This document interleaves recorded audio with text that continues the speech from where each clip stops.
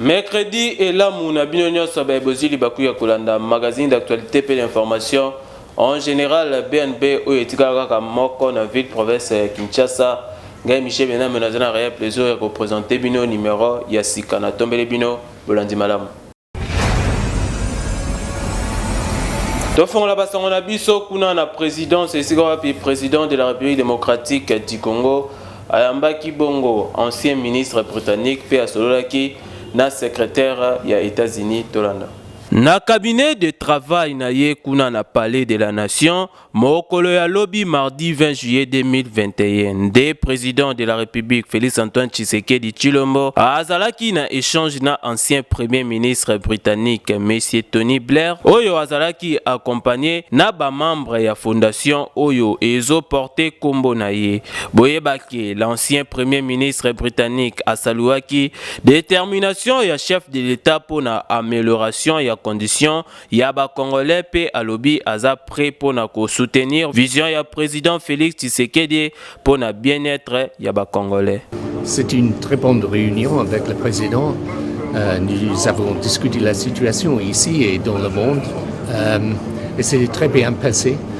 Je crois que maintenant il y a la vraie possibilité de stabilité ici et on peut faire le progrès dans la vie quotidienne des citoyens et j'ai trouvé une détermination de la part du président pour faire des grands progrès pour le pays. Donc j'ai beaucoup de confiance en la République démocratique du Congo. À ce moment, je sais qu'il y a beaucoup de défis, on sait, mais c'est possible à envisager un avenir de paix et de prospérité pour le pays. Et mon équipe et mon institut travaillent avec l'équipe du président pour mettre en œuvre les changements nécessaires. Kaka la même journée, les chefs de l'État na qualité na président en exercice na Union africaine, na Karen Bass, président ya sous-commission Afrique, basalaki réunion à distance na ba grande institution des pays ya Nations Unies. Na masona bango baki balobela ki pe na makambo etali Afrique pe ba problème oyo Afrique baza koleka na yango lokola ya sécurité na sous-région pe mise en application ya programme ya ZELCAF. Un des grands objectifs de l'Union africaine, c'est de faire taire les armes. C'était un objectif que nous nous étions fixés à 2020, mais avec tout ce qu'il y a eu, comme vous le savez, en 2020, cela n'a pas été possible. Mais qu'à cela ne tienne, l'objectif est toujours poursuivi. Nous devons absolument ramener la paix et la sécurité en Afrique. Ce que les États-Unis peuvent faire là-dessus, c'est de nous soutenir dans les initiatives de paix qui sont amorcées. Et là, j'aimerais faire une parenthèse pour féliciter le rôle des États-Unis dans le règlement de la question du grand barrage de l'Éthiopie en ce moment. Nous aimerions que ce genre de rôle se multiplie ailleurs. Nous avons aussi un grand défi en Afrique en ce moment. Vous avez parlé de la zone de libre-échange continentale. Et effectivement, ça c'est un grand défi. C'est vrai que ce n'est pas aujourd'hui que l'on achèvera le processus. Mais nous avons décidé de mettre nos énergies, nos forces ensemble et de créer un marché commun africain, une zone de libre-échange qui est destinée à amener les Africains à commercer avec l'Afrique. Na cadre kaka ya masolo na bango, ba sujet ebele ezalaki évoqué, entre autres, renforcement ya démocratie na Afrique, droits de l'homme, croissance économique, pe disponibilité ya vaccin pour na COVID-19, pe lisusu réponse ya défi ya paix, pe ya sécurité. Gouverneur ya Sika ya Banque centrale akinayi kokutana na le premier ministre Jean-Michel Samalukonde, Véronique Bemanga, après ce détail. Premier contact entre Premier ministre et équipe dirigeante de la Banque centrale du Congo. Le lendemain de la prise officielle de la fonction à Bango. Nouveau membre du comité de direction de la BCC. La présence du ministre de la Finance, Bachanja Kina Samalukonde, gouverneur de la Banque centrale du Congo, a rassuré le chef exécutif national volonté et détermination de l'équipe pour la mise en œuvre de la politique et du gouvernement dans le domaine OU. Nous prenons cette fonction avec beaucoup d'humilité. Nous sommes conscients que c'est une lourde responsabilité parce qu'il s'agit de s'assurer que la Banque centrale contribue par ses actions efficacement à la mise en œuvre de la politique du gouvernement. Et donc, comme je l'ai dit, c'est avec humilité et enthousiasme que nous prenons la tâche et nous ne pouvons que dire qu'effectivement les espoirs sont permis. Nous allons nous mettre tout de suite au travail pour arriver à montrer que nous avons mérité la confiance qui a été placée en nous. Le défi est de relever et de contribuer à la stabilité de la monnaie, puis à l'action et le programme économique du gouvernement. Nangamo na bango pe délégation ya ba syndicat ya ba médecins bazalaki reçu et pas ya Jean-Michel Samalukonde le premier ministre tous à propos recueilli oyo ya Deborah Dembo. Effectivement, nous avons depuis 14 heures eu une grande séance de travail avec leurs excellences, monsieur le ministre d'État, ministre du Budget, son excellence monsieur le ministre de la Santé, son excellence madame le vice-ministre de la Santé, son excellence monsieur le vice-ministre de la Santé. Et nous avons terminé ces discussions ici à la primature avec son excellence monsieur le premier ministre chef du gouvernement. Il était question d'avoir les réponses attendues par les médecins au regard des revendications présentées. Nous avons eu certaines réponses autour de toutes les questions qui ont été posées et en tant que syndicalistes, nous sommes appelés à aller faire une fidèle restitution auprès des médecins à qui naturellement nous réservons la primeur des propositions faites par le gouvernement de la République. Nous pensons qu'il y a des discussions entre le gouvernement de la République et les banques syndicales en vue de trouver solution à cette crise sociale. Nous avons eu des propositions, nous avons plein espoir et nous tenons à rassurer notre population. Nous avons plein espoir que nous aurons bientôt une issue à cette crise car nous avons constaté une volonté du gouvernement de la République de faire le pas vers les médecins et nous espérons que ces pas seront analysés et pourront permettre à ce que le médecin, au moment voulu, puisse prendre la décision attendue par la population. Inspecteur Gabriel Amissi, Azana Bounia Penaïtori, pour contrôler les biens publics. Véronique Bemanga a fait ce détail. La 32e région militaire est rangée pour vous accueillir et vous rendre l'honneur à l'occasion de votre visite de travail et d'inspection. Je vous invite à passer le déchement en revue. Le commandant du gendarmerie d'honneur, le major Dikimba.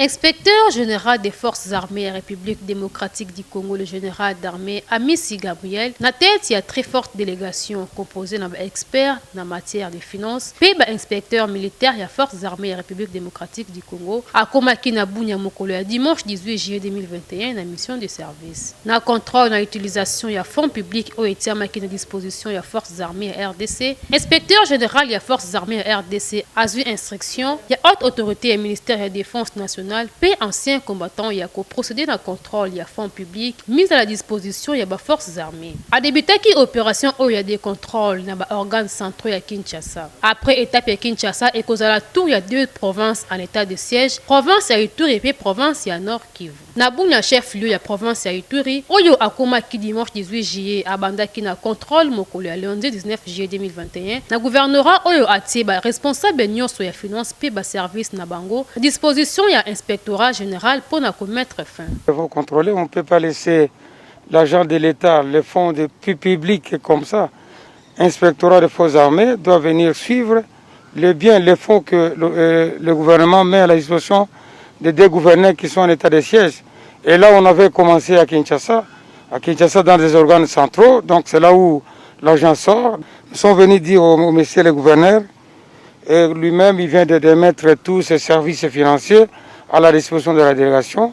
Après, vous les saurez. Et Sengeli Koyeba qui contrôle Oyo et l'objectif, rationalisation et ressources mises à disposition, unité et forces armées pour l'accomplissement de la mission na bango, instaurer autorité de l'État, que l'État peut commettre fin à la pratique anti-valeur Ndenge Elingi, chef de l'État, Félix Antoine Tshisekedi lors de séjour na Ituri, na Nord Kivu. Boyeba que selon un rapport partiel, na contrôle des structures ya Kinshasa, montant colossal na millions de dollars, plus ou moins 13 millions de dollars américains, ezalaki retrouvé indignement gardé na ba commandant mosusu. Mbongo yango ezalaki récupéré pe consigné pour bazungisa yango na ministère de la Défense nationale ancien combattant en cas de détournement ba auteur ba kozala suspendu na ba fonction na bango pe ba kozala traduit na justice militaire pour na répondre na ba acte na bango. Après province ya Ituri et kozala bongo tout ya Nord Kivu.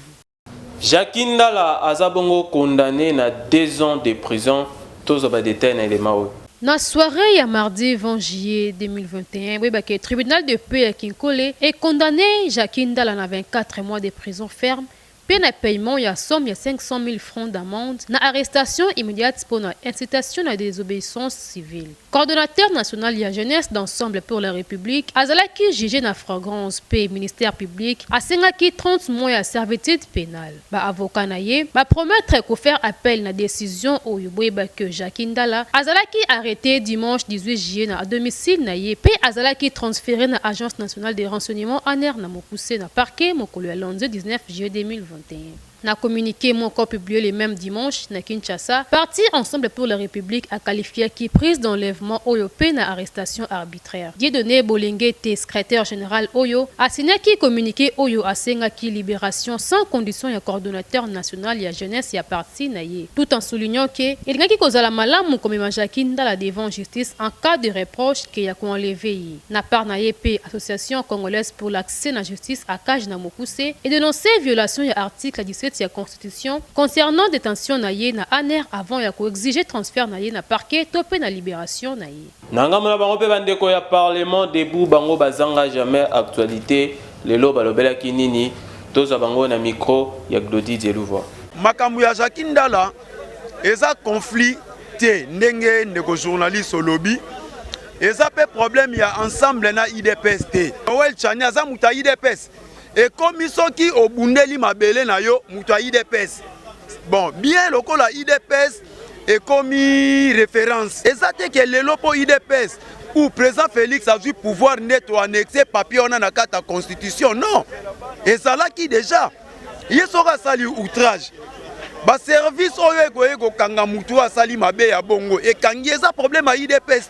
État de droit ezaka pona bantu IDPS. Monte à liboso ndeko ya président Félix Tshisekedi asalaki bonzoba bakangaki ye bantu nyonso bayebaki bakange akotaki prison ezali mbala ya liboso te po ba saisir mpe Ndala wana asala na rassemblement moko na niveau ya triomphal alobande ba bêtise mais batikaki ye mais tellement yebaki te ke ba biloko azokoloba yo mema ye vraiment na situation ya mabe yango nde esali ete bakanga ye. Alors ndenge eza wana biso bato ya IDPS depuis le président Félix akoti na pouvoir bamona biso nanu te na chaîne à télévision toloba sur un problème comme ça ou bien Jackie Ndala biso kuna toza te nous sommes quittes toza concerné te na babiloko wana. Tokende kuna na province ya Lualaba esiko wapi réhabilitation ya aéroport ya Kolwezi eza kobetama Dada Deborah Dembo reportage. Aéroport ya Kolwezi etikali simate piste na yango et ko recevoir bientôt ba avion oyo et ko relier province ya Lualaba na ba différents coins ya pays pe ya monde. Bienvenue Liota, président ya conseil d'administration ya régie ya ba voie aérienne na gouverneur Richard Mouyej ba salaki un état des lieux sur prochaine étape ya construction oyo ezo compter na réaménagement pe allongement ya piste ya aéroport ya Kolwezi, initiative ya visionnaire. La province a des atouts, mais si on reste dans l'immobilisme, le développement ne viendra pas. Ce n'est pas une génération spontanée. Il faut poser des actes, il faut une grande vision, il faut une détermination, il faut une volonté politique forte. Nous essayons de répondre à toutes ces conditions. Oyo eza lisusu ndoto te kasi eza nde réalité. Kolwezi et Kokoma désormais un lieu à destination. Richard Mouyej na gouvernement na ye bazo tenir na koti Kabilembo oyo mutute akoki.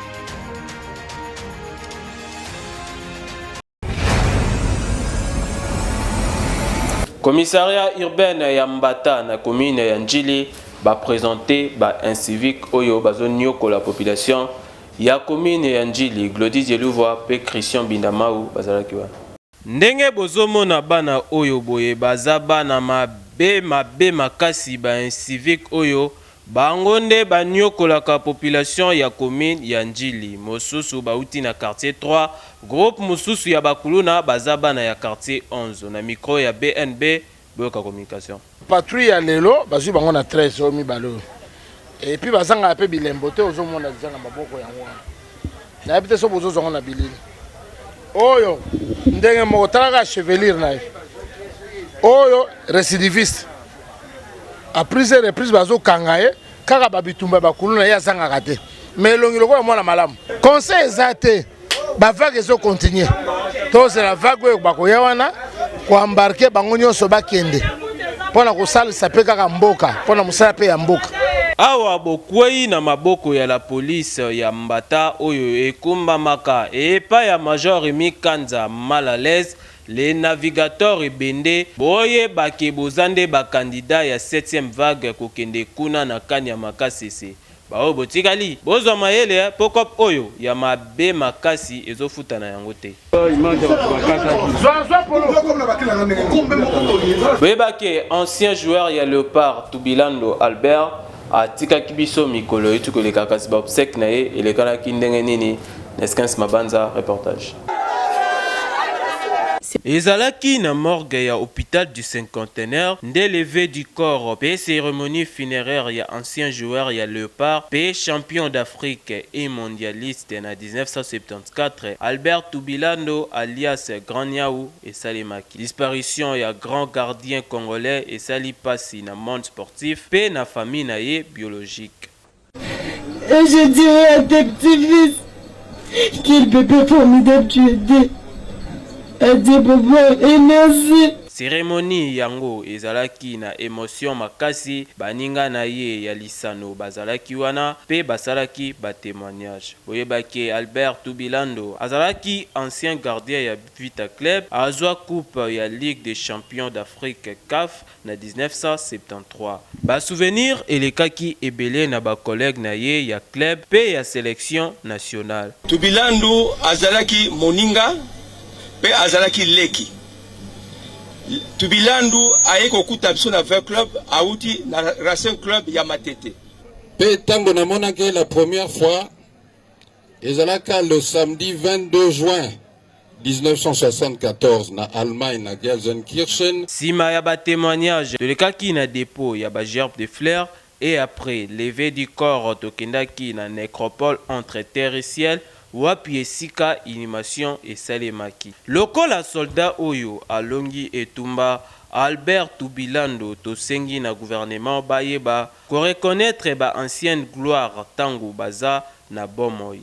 Olie ya komona kaka soki mutu akufi nde ba valeur na bango eye koyebana. Grand Niaou tika molimo na yo epema na kimia. Na sport boye bake Mazembe abimaki bongo champion ya Lina Foot mokolo ya lobi kasi ba supporters pe ba moure ya ballon rond bazangaki maloba te bapesaki bilan ya compétition oyo tukosila ya Lina Foot na micro ya Christian Bindamao. Atake mamba lenga esalenga mabiente. Esalenga mabiente komona ba club na biso vraiment yomoni ba joueur na biso ba kema musika te.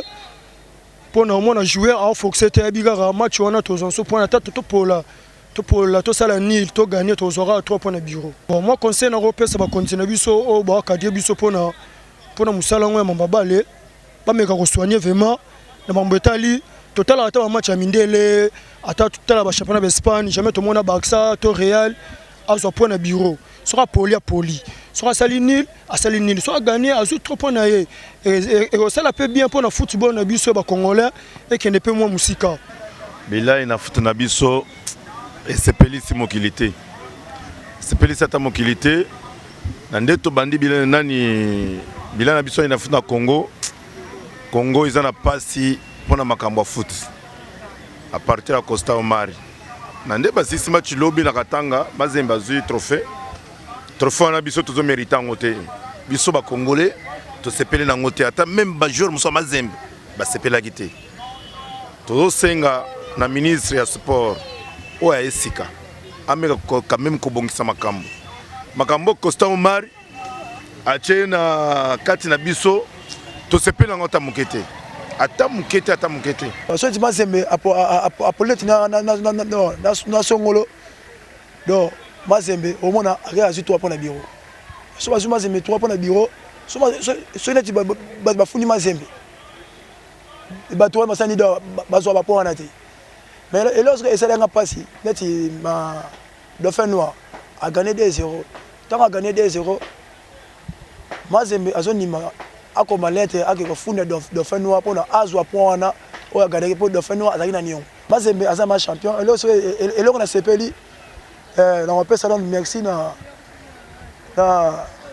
champion yemo ninga azwaki na lobby mais bali bakonzo basani babongisa po ezali na foot abongisa esengo ezalaki mingi koyeba ete bozalaki ebele branché scotché cimenté devant la poste téléviseur na bino pona kolanda magazine na BNB ya poko alelo oyo rendez-vous ya biso na bino erataka te merci na confiance pe fidélité o bozoko bakopesa na biso tango nyonso soki basongi komela bino kitoko na bandako topesi merci na équipe technique pe équipe rédactionnelle na sima caméra nazalaki bongo na Neskense Mabanza topesa pe merci na les cordons les plus gentils de l'Afrique centrale les cordons Baudry Kanda ngana bino tokutani mikolo ezali koya au revoir